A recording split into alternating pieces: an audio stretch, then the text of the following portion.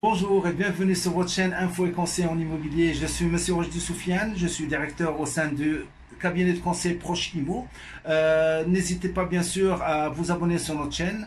Si vous avez des questions, si vous désirez avoir des informations par rapport à l'immobilier, si vous avez des suggestions, n'hésitez pas à les mettre sur notre chaîne, sinon de nous contacter sur notre téléphone ou par SMS ou par email. Nous serons honorés de vous répondre.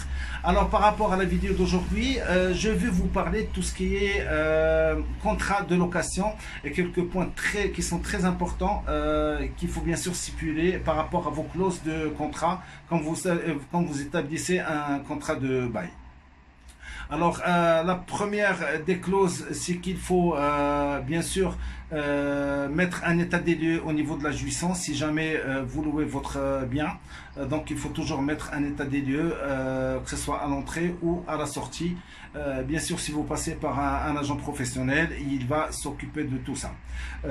Sinon, vous avez, moi j'ai des questions par rapport, j'ai eu des questions par rapport à la résiliation, c'est-à-dire si jamais on signe, est-ce qu'il y a possibilité de résilier? Mais je vous dis non, parce qu'il n'y a pas de marche arrière par rapport à un contrat qui est signé de deux parties, donc il n'y a pas de marche arrière avant la fin de la durée de bail. Ça, bien sûr, c'est pour une durée qui est ouverte, c'est-à-dire si vous mettez 1 an, 2 ans, 3 ans,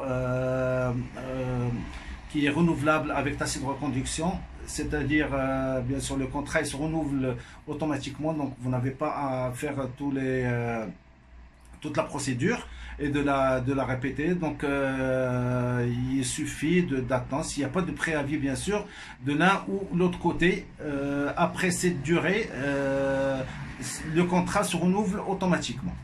Si c'est un contrat de 2 ans, donc il va se renouveler pour la même durée et ainsi de suite.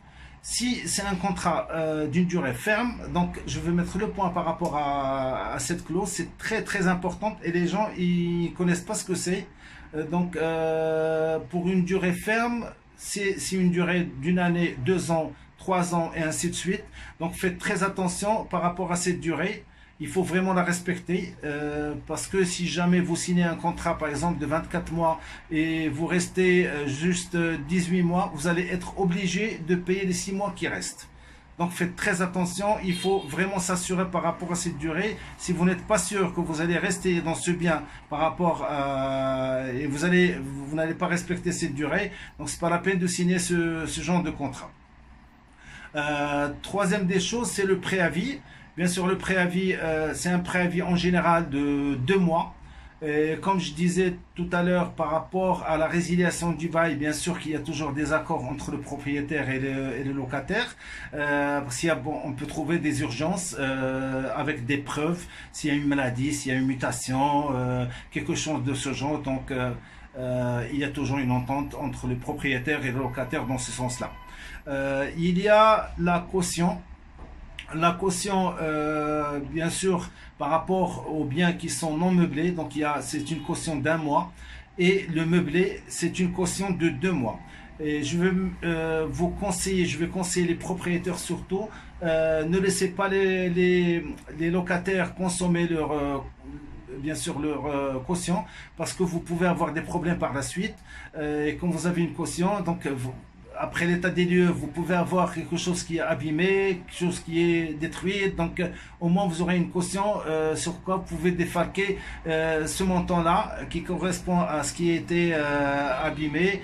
Et bien sûr, vous sortez, vous pouvez rendre le reste après l'état des lieux de la sortie.